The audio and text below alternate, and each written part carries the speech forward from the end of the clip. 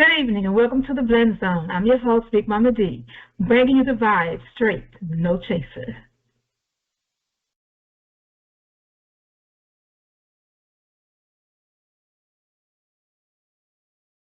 Welcome to the Blend Zone, the podcast where culture, conversation, and creativity collide. Hosted by the one and only Bigmomma Dee.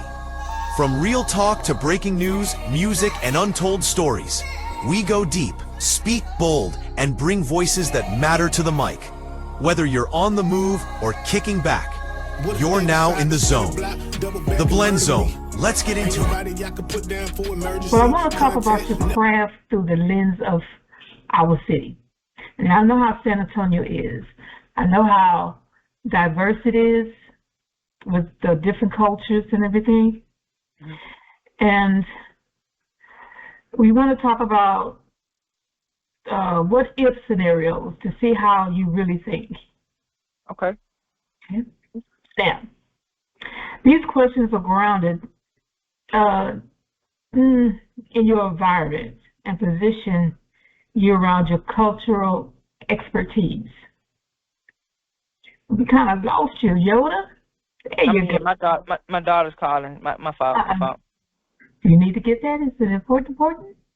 No, we could do it. She's going ahead of the practice and she needs her basketball shoes. That's all it is. Oh, okay. Now this is going to be the sound of the streets.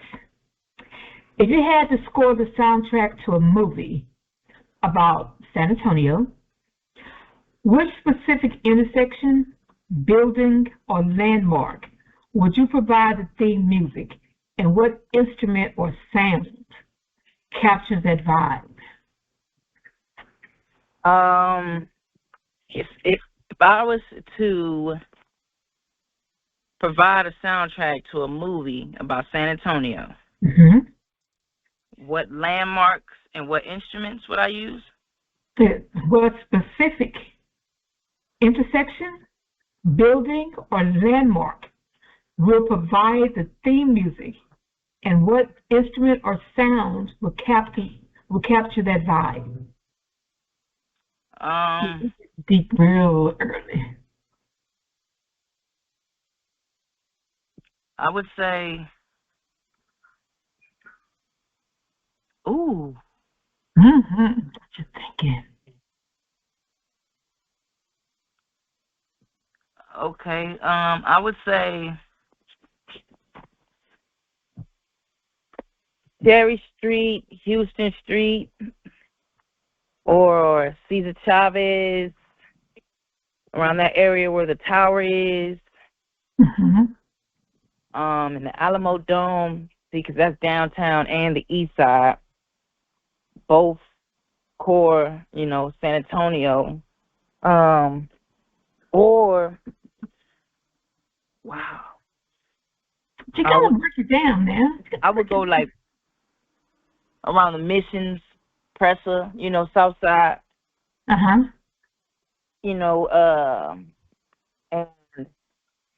the soundtrack will probably have to sound like Arcadians and accordions and trumpets, guitars and stuff like that, because San Antonio is diverse, but it is very it's a very Hispanic culture city. You know what I mean? Now, me being black, I would say mix it in with some hip hop, so add a little bit of those instruments with some 808s and some southern drums, and we got us one. Yeah. Yeah. All right. That was a tough question. I like it though. That was pretty. That made me think, because I ain't it made me think of something. Yeah. Said you wanted to think, so we got. Yeah, that's perfect. Yeah, there we go. Let's get it. That's what I'm talking about. And it's only just the beginning. Yeah. So be careful what you ask for. You might get it. Hey, let's go. All right. Well, this next one is the local tax. Now, every scene has a local tax. Now, it's that one thing about being an artist here that nobody mentions on the Main Street podcast. but every local artist deals with it. What is yours, and how do you navigate it without losing your edge?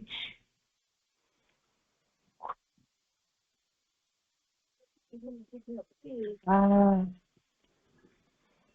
do I navigate it without losing my edge? Mm-hmm. I just, I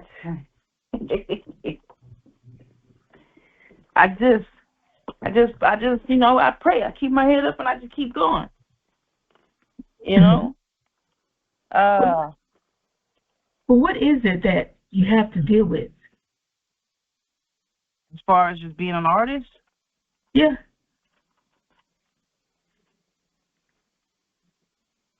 What is like holding you down? Man, I've been doing music since I was about 15 years old. And when I turned 21, I decided to take it serious because I got my first show and it was a success. I've reached a lot of heights in San Antonio that a lot of people haven't. And that's not a braggadocious statement. Mm-hmm. That is just facts for lack of better terms. As far as being held back, just life. To be 100, is music. It takes money. It takes 110%. Resilience has to be like at an all-time high. Your discipline has to be at an all-time high. And in order for somebody to actually succeed, you have to have all the ingredients. And I've tried and I've tried and I've tried again, and I've seemed so close. I seem so close. I always catch opportunities that feel like I'm about to take off, and it could be something just as simple as not being able to afford something, or not always being available. I got kids. They with me damn near 24/7. Bills, of course, just normal responsibilities as an adult. So if anything is holding me back, it's life. But then that comes with just myself. Like if anybody's holding me back, it's just me. But that's just letting life get in the way. And it's hard to not let life get in the way when you don't want to be homeless. You don't want to be jobless, carless, broke. You know what I mean? Stuff like that. And so, I've been through the relationship struggles. I've been through, man, everything, in the streets, in and out of jail, all kinds of stuff that make you just think and second guess a lot. You know what I'm saying? And so, lately it's I don't know, it's been a bittersweet feeling because everybody tells me keep going. Everyone says keep going. Everyone says I got it. No one has ever told me my music was trash. No one has ever told me, to stop and give up. And it's just, I don't know. I don't know. Have you ever thought about leaving San Antonio? Because a lot of people have. Well, I've thought about leaving San Antonio. And I have left San Antonio. Like, I performed in so many places, been to so many places, and networked. Maybe I should, do it more consistently. Maybe I should just, continuously go out of town and make something happen. But I just was never in a position to just get up and move, so I never did. Like, as far as like actually like move out of San Antonio. Yeah. You know what I'm saying? But I leave all the time. You know what I'm saying? Yeah. Do you have a manager? Nope. I don't have a manager. I don't have a team. And as much as I've done, a lot of people are always like, how'd you do it without having a team or nothing like that? And it's crazy because you know, that's the blessing. That's the blessing in it. You know, never really had to book my own shows. Never really had to pay to get on major shows. Never really had to, you know, go too hard. So I guess I got what I put out in it. You know what I'm saying? Well, you gotta work. You gotta When work. it comes down to it. Yeah. So, the future archivist, 10 years from now, someone is going to dig through the crates of the city. Music history. Now, what is the one song or project of yours they must find to understand exactly what it felt like to live here in 2026? In 2026, what? 10 years from now. What song? Not for my music, anyone's music, right? Your music. Or mine. Yeah. Okay. 2026, what is it like to San Antonio?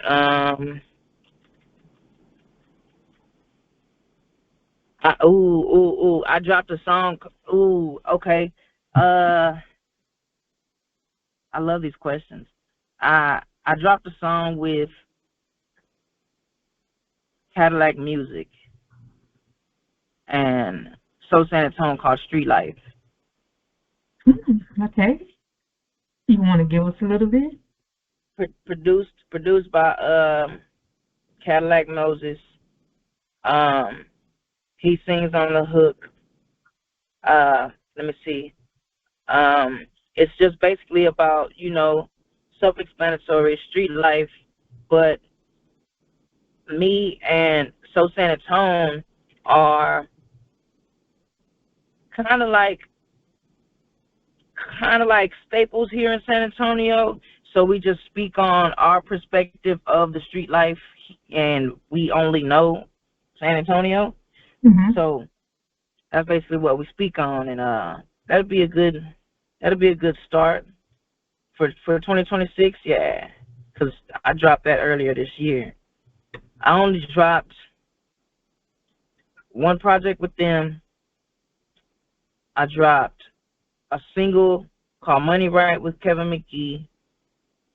I dropped a couple freestyles and a couple other features. I did a feature called In My Hood by Big J. Big J's. He's a Hispanic cat from the West Side. It's called In My Hood, and that's a perfect song. 10 years from now, that'll be a good song to go back to and jam for San Antonio. Yeah, I had to. It was clicking somewhere in my head. It was clicking. I knew I was gonna. I just had to, you know, dig through the. Yeah, but yeah, that's. There we go. So you want to give us a little sample of In My Hood? In my hood, every day we stacking the chips. In my hood, every day we flipping them bricks. In my hood, so coming up, Sammy Cadillac Joe's, man. Oh man, I be catching brain farts like that whenever I'm put on the spot. Sometimes, let me see. I was like, we come from the bottom of the barrel, nigga. Where you can't be no pussy or no scary nigga. When the birds fly, we don't see no parakeets, pianos and vehicles. That's another pair of keys. People wilding, people hating on the next man in that water upside down like a keg stand. I'm from the tone up the highway from the H where they swing like gorillas and they bang like bass.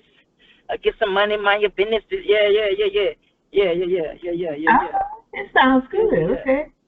Yeah, it's on there. We just dropped the video, man. We had all the Spurs attire on it. Yeah, we had fun, man. It was a good one. It's on YouTube. You check it out. It's got 5,000 views right now, man, and we going. Hey. Yeah. I'm going to look that one up. Please. Okay, I will. Now, next one is scene criticism. That's SCENE. Now, if you were the architect of the local music scene for 1 month, what one tradition would you burn down, and what would you replace it with to make the culture more authentic? What would I would take away to make it more authentic? Burn down, yeah. What would you burn down? And what would you replace it with to make the culture more authentic? I would burn down the unoriginality of everybody's style and flow. Mm-hmm. I would take out everybody's style and flow and go back to what it was. Because I'm a '90s baby. I'm from the era of originality. You know, when you can pick out somebody's voice out a crowd of 1 million people. You know what I'm saying? Nowadays, everybody's killers, drug dealers, and got all the money and all that. I would take that away and get back to who you really are. You know what I'm saying? Because it seemed like everybody's diamonds and gold. You know what I'm saying? And not every, and we all still struggling. It's hard as hell out here, and everybody rapping like it ain't. You know what I'm saying? So I would go back to that. I would burn that down, man, and tell everybody to be them, be you. You know what I'm saying? And plus, man, to be real, you know, I'm not hating and I'm not, you know, throwing no shade to no other race, but you know, this hip hop is a black thing. You know what I'm saying? And so if we gonna ride the wave and if we gonna represent, push for the culture, we need to get back to the basics and remember where this shit came from. You know what I'm saying? And not forget that, you know, this is something that we take very, very seriously, and everybody running through it as if, you know, there wasn't no people before us. You know what I'm saying? So, 1, pay homage. 2, man, get back to the originality, man. For real, we lost sight of that. You know, and it feels like rap ain't fun no more. Like, it don't even feel fun no more. You know what I'm saying? It's just, it just feels numb. You know what I mean? So, yeah. You know, the raps these days, they need to take it back to the basics, or take it back to, like you said, the 90s. I would say the 80s and the 90s. Yeah, because thanks. it's so brutal. A lot of it's so brutal. How they're even telling how they done. Of my English, they're telling how they have killed people. You know, and in the song, I mean, that is so stupid. Yeah, you know how we bust in the doors and we blew the house down, and I mean took them down to 22nd Street Pound, and come on, don't be so stupid. Kill on yourself. It's too much. People took the word real and went overboard. Oh. And then the females, oh my goodness, they don't have no respect for themselves. It's even worse. Now, in my day, I thought Foxy Brown was going overboard, and she was clean. And it's a different world we live in now, man. It's a different world we live in now. It is so terrible. Okay, now we're going to get into the creative filter, the hypothetical angle. So we're really getting deeper now, so get your brains a twirling. And you know you shouldn't be driving and doing this thing. Just a little bit out there. So I'm telling everybody at home, don't do this. Don't do this. Okay. Don't try this at home, man. Please don't try this at home. Yeah. Now, these questions is going to force you to drop the PR persona and get into your artistic philosophy. Now, this is a legacy cut. If you had to delete your entire catalog today, leaving behind exactly 60 seconds of one song to define your legacy, which 60 seconds are you choosing? And why is that the purest version of your artistry? I would say Gas. Even though it is a song about me smoking, it has my identity all over it. Mm-hmm. It has who I am. It has my voice, my feeling, my just everything about me. You can hear it in that song. First 60 seconds will give you me. Uh-oh. We lost you again, Mr. Yoda. A lot to me. Okay. We lost you for a second. Can you? Okay, probably because I'm going through signals. Yeah. Yeah. Can you hear me? Yes. Okay. So yeah, I would do Gas. Gas is by far my best song I've ever dropped. It's held me up for the last 5-6 years. That's the one, 60 seconds. That's the one. I mean, from everybody, from babies to older, the elderly sing that song. You know what I'm saying? People who don't smoke sing that song. You know what I'm saying? Like, that's the one. It touches the more intimate part of you. Say it again. Does it touch the more intimate part of you? No, it doesn't touch the most intimate part. It's just more so it's just who I am.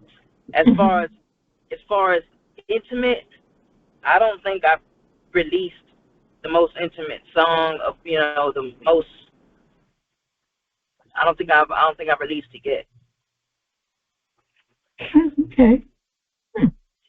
I've been creating. I've been trying other stuff, man. I've been doing other things, and I recently recorded over an instrumental that had no drums in it. It was just acoustic guitar, and that's my more intimate. That's my more. Uh-oh. Can you hear me? Hello? I can hear you. Just can't see you. There you go. Yeah. Yeah. They're calling. They're waiting on me to come drop these shoes off. But yeah, I haven't dropped the most intimate song yet. Okay. Well, now we get into the sensory swap. If you couldn't use words or lyrics to express yourself, what medium would you turn to? Visual art, dance, architecture? And how would your music change if you had to build it instead of rap it? Ooh, that's a tough one. That's a tough one. Yeah. Visual art? Like visual art, dance, architecture? Yeah. I go the visual art way. And when I think of the visual art, I think of like, if you remember Empire. Yes. And Terrence Howard, he started seeing everything in color. Yes. That's what I think about with visual art. I'll go straight to him. Right. Like yeah, just like that. But would it be color like that? Would it be something else? Would it be like a Picasso visual art, or would it be more Afrocentric? Or what? It'd be Afrocentric, but it'd be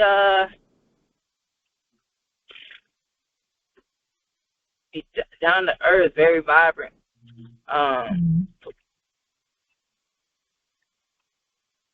Wow.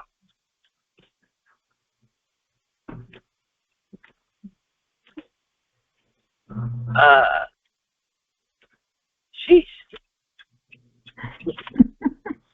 It's getting deeper and deeper. Yeah, I would definitely do the visual art. Just work. Music has color in it. Music has color in it. You can hear the sounds. You can. They speak to you.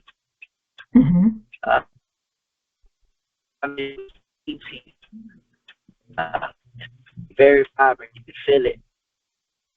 Yes, it is.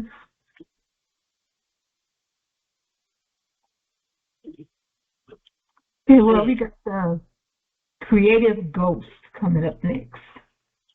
Now, imagine you're giving... Ghost? Yes, Creative Ghost. Now, imagine you're given an unlimited budget and a week to lock yourself in any room in this city to record. Where are you going? And why does that specific space have the soul required to pull a hit out of you?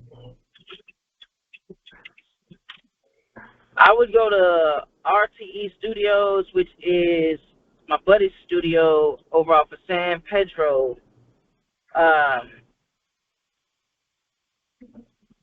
That studio is the studio that I've recently been recording in, and that studio is the studio that I have been the most free in out of all the studios I've recorded in, out of the 20-something years I've recorded music. I think I've heard of the studio. Yeah, with Nick Shan. Nick Shan is the guy who runs it. Mm-hmm. Yeah, so I would lock myself in there and go crazy. Mm-hmm. What do you think would be the type of music that would come out of you? Would it be the mind-blowing rap music? Would it be it would be grooving rap? It's definitely intimate, but it's hip hop. It's live. You know, he plays the guitar. We do the drums. So we coming out with an album gonna be called Melomaniac. Mm-hmm. Melomaniac is a term. It's an actual word, and it's basically somebody who is obsessed with music. Mm-hmm. You know what I'm saying?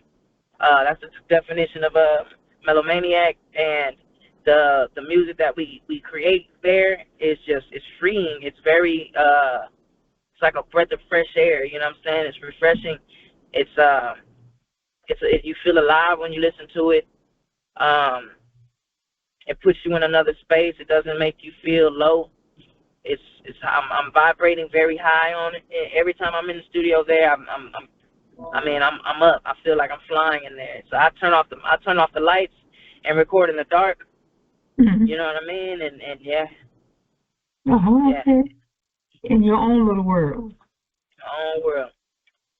Own world. So now we go into the Cursed project. Okay.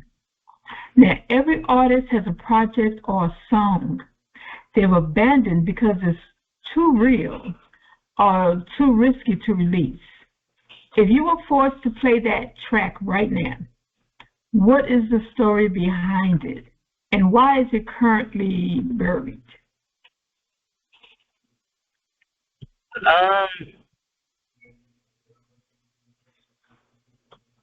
I don't really have any music that I wouldn't put out to the world.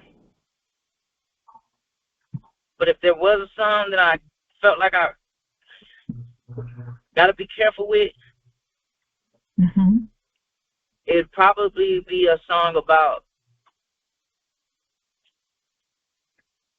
I don't know, like suicidal thoughts or something like that. Mm-hmm. Something very, you know what I mean?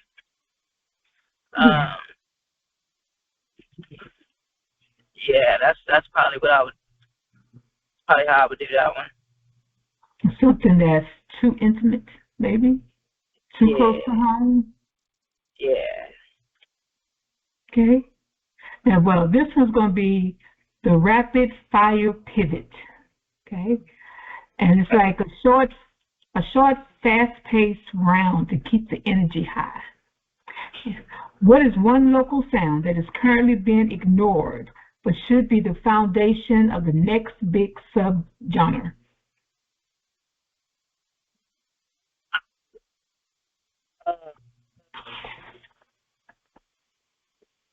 Country rap. Who? Country rap? Country rap. I haven't heard country rap. Huh? I haven't heard country rap. Yeah, I would say country rap. Oh, okay. I'm going to look for it. Be kind of fun. All right. I do like country music now. Don't get it twisted. I love me some country music. But I'm trying to hear country rap in my head. Country music is a vibe. Indonesian rap, Japanese Okay. rap, but I haven't heard country rap yet. There we go. Yeah, man, country rap. Hmm. Like Pimp C used to say country rap tunes, man. Yeah. So if you had to trade your mic for another creative profession for a year, what would you pick?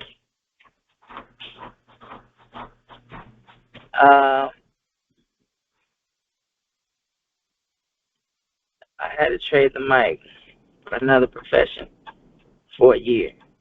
Yep. Probably cutting hair. The who? Cutting hair?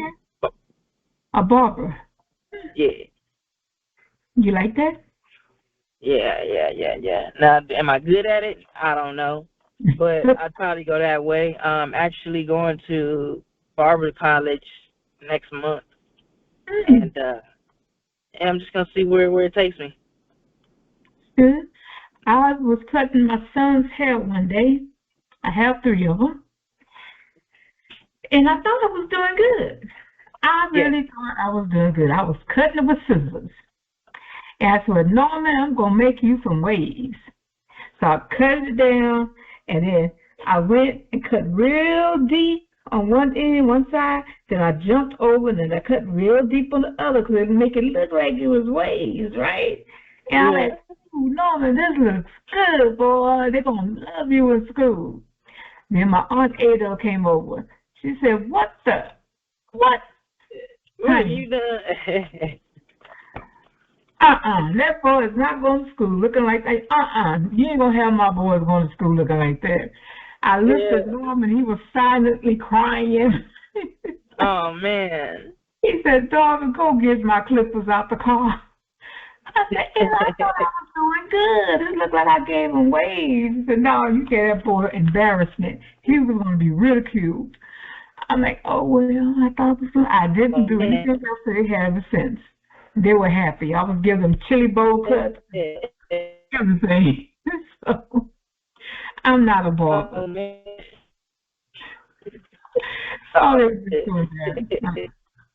Okay, what is the most honest piece of feedback you've ever received that you hated to hear at the time, but now you use it as a core rule?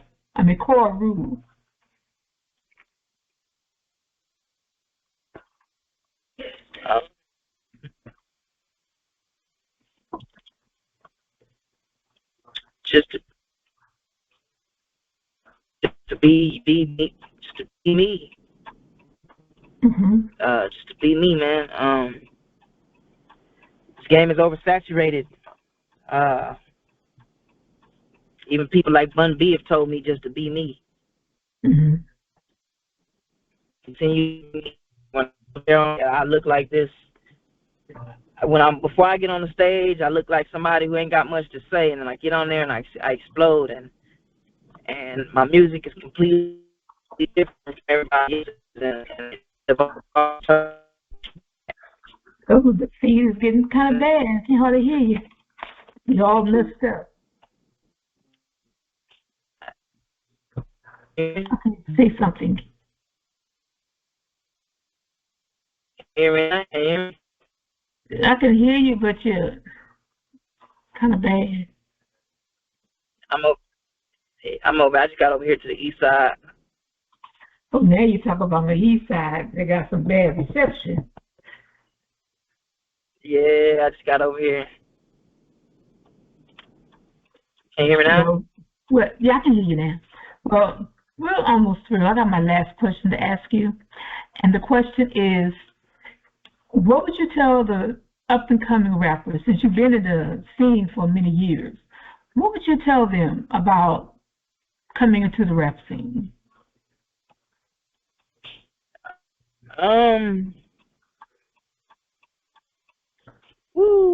To breathe brave, man, and take this.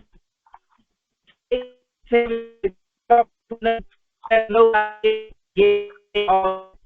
this is what you want to do, a lot of people talking, a lot of people on it, then you go bring on you. Mr. Yoda, I'm going to have to cut you short right there because you sound like you're speaking through a machine and a wind tunnel at the same time. Cannot understand the thing you're saying. I guess the east side do have bad reception. I got bad reception. What about right now? Okay. Stay right where you at. Just say that again. What about right now? Okay. I can hear you. You're clear. You hear me? Yes. I hear you good. Okay. Now say that again for the up-and-coming new rappers. What was I saying? Just the beginning. So just just to give it your all, and don't take no for an answer, and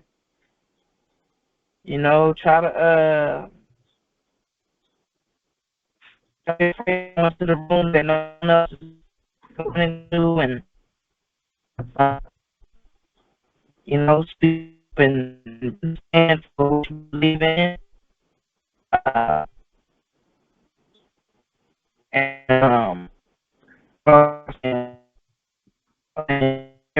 And a solid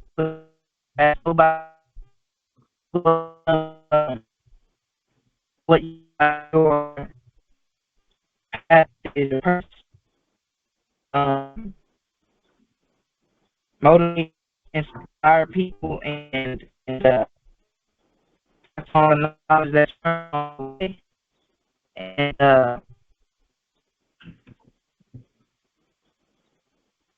yeah, you'll find out how blessed you are when you put your best foot forward and just teach and learn. So, just go for the side of the line.